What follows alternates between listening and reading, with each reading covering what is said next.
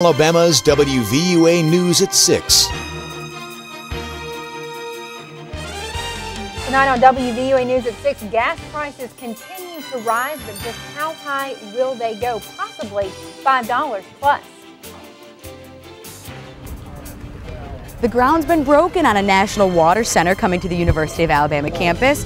I'm Jennifer Edwards, and I'll have what that means for the city of Tuscaloosa coming up on WVUA News. And Tuscaloosa City Schools are giving back to Jefferson County schools affected by those recent storms.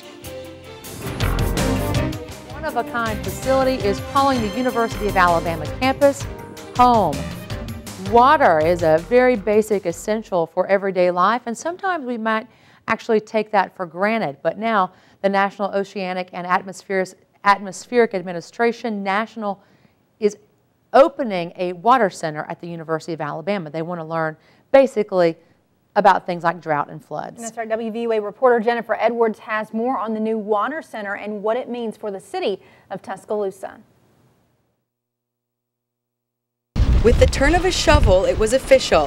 The National Oceanic and Atmospheric Association National Water Center is underway.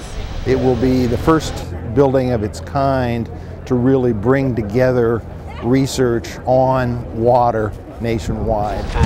NOAA says the new facility will be a nerve center for water managers and federal agencies. Basically, it will be a way to link federal officials to the local people on the ground, solving water woes that can affect your daily life. Water managers, real-world folks, the federal agencies that have the sort of background responsibility for pulling the nation's water information together. You almost can't answer a local water question without a national picture. We've been fortunate over the last several months to have plenty of water, but you don't have to remember too far back in the past where we went long periods of time without rain, the drought issues and things like that. Not only will the NOAA water facility research water challenges like flooding and drought, but according to Catherine Sullivan with NOAA, it will also be a benefit to the city of Tuscaloosa as well as the University of Alabama. I think you'll see a cascade of benefits to the university itself through research opportunities for faculty, undergraduate students, and grad students. I think you'll see a cascade of benefits in far improved forecasting and monitoring tools that real-world water managers in all of our communities in each of our states are hungering for. Sullivan says the water center is expected to be completed by the end of 2013.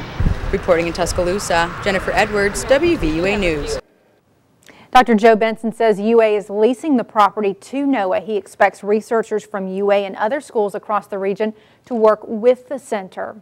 Now you can learn more about the new NOAA Water Center by looking under the numbers and links section of our website, WVUATV.com. It is home sweet home for Senator Richard Shelby, who was in town today. The Tuscaloosa native joined the Chamber of Commerce of West Alabama, Tuscaloosa, and county officials and residents for breakfast this morning. The public was allowed to ask Shelby some questions, also voice concerns regarding the nation and the state of Alabama. Shelby addressed important issues facing the people of Alabama, like the economy. Fewer regulations, more availability of, for example, of energy.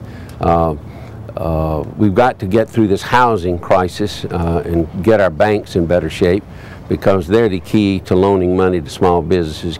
Small businesses are the key to job creation in this country. And here's an interesting note. According to representatives on hand today, this was Senator Shelby's 1,703rd visit to Tuscaloosa County since he was elected. Northport Police Chief Robert Green has been put on paid administrative leave by the city of Northport.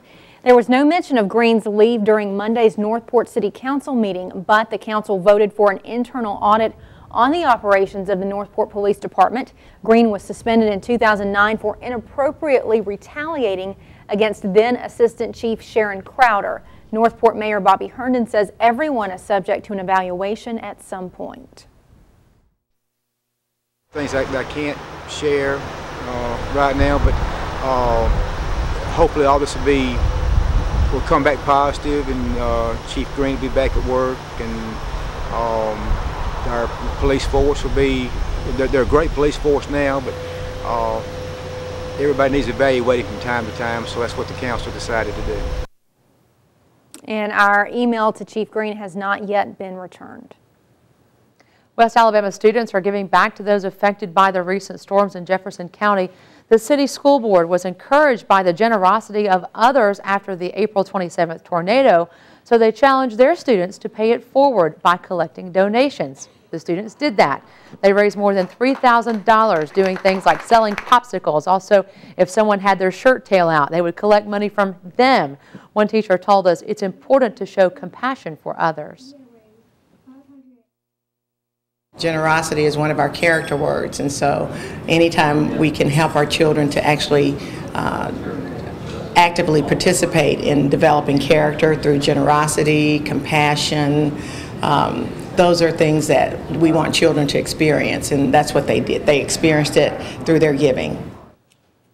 Students said they were happy to give back after getting so much help in their time of need, and good for them.